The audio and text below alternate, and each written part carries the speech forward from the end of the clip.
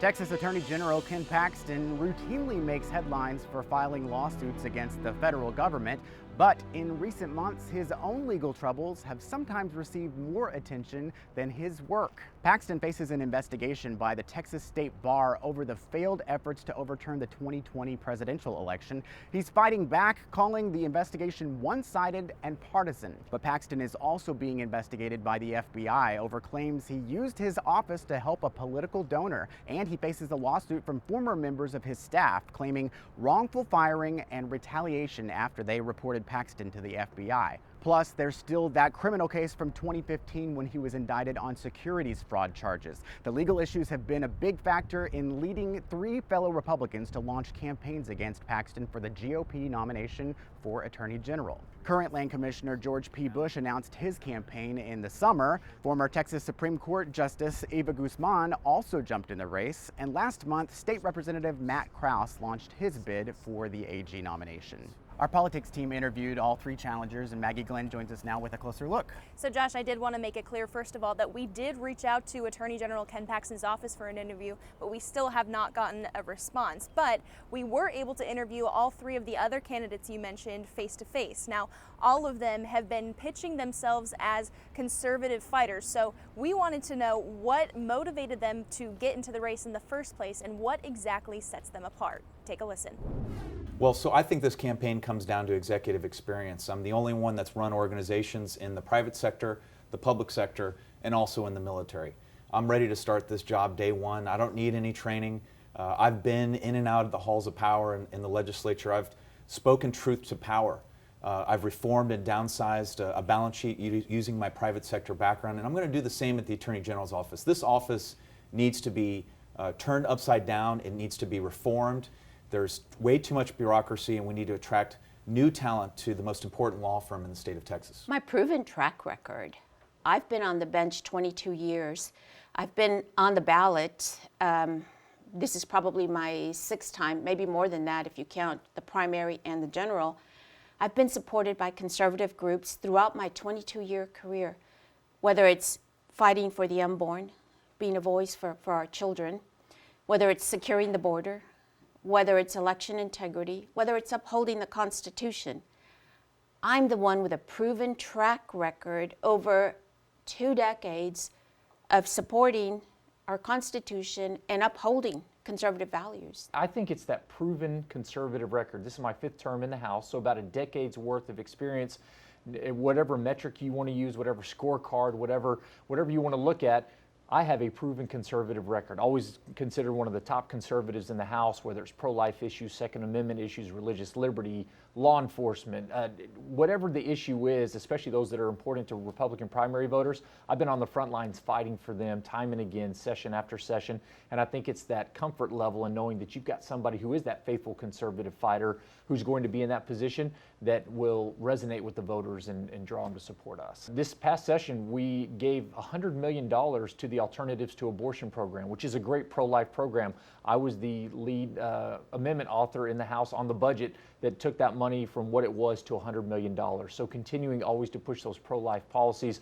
We've been on the Second Amendment sanctuary state bill that passed this year. I've introduced that bill 5 sessions in a row. So already thinking about how we can use constitutional approaches to ensure that the federal government doesn't overreach. I've been at the forefront of that. Right now, I have the most aggressive public policy platforms as it relates to, I believe, the most important issues in our state as it relates to the Attorney General. First is securing the border. I've been endorsed by the National Border Patrol Council, the union that represents the 19,000 Border Patrol agents that keep the watch because of my national security background. Secondly, I'm the only one with a very precise plan as it comes to backing our law enforcement in Texas, whether it's pushing back on the defund the police movement, working on Brady List reform, making sure that our law enforcement officials are honored in our state rather than criticized and prosecuted. The good thing about being a judge and coming to this job with my experience is that I take a look at every issue with fresh eyes. And the only thing that's guided my decisions over the last 22 years is the Constitution. And that's what's going to guide my decisions here. I will always stand up for Texas, and I'll stand up for the unborn. I'll stand up for a secure border, and I will stand up for the rule of law.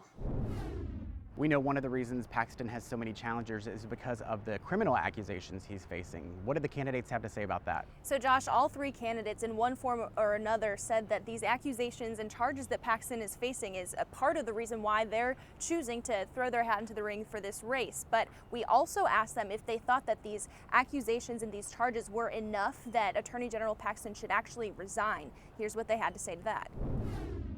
Yes, I do. For the good of the people of Texas, as Congressman Chip Roy said in October of 2020, it is time for Ken Paxton to resign and focus on his own legal woes and issues and his defense, frankly, because he's going to need it.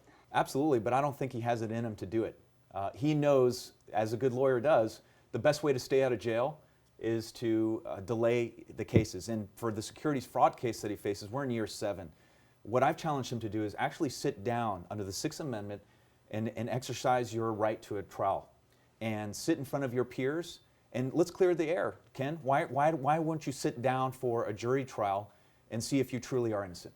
Well, I think we saw just a couple of weeks ago, his office put out a 374-page memo saying that he had done nothing wrong. Now, the merits of whether you vindicate yourself, put that aside, but your staff office is spending man hours and personnel and resources and time to compile a 374-page report. I think that shows that the focus, that's man hours that we could have been using to protect the values and liberties of Texans instead of crafting your own report and vindicating yourself. So I think in and of itself, that shows that the focus can't entirely be on the job at hand. You've got all these ancillary issues that you're taking care of.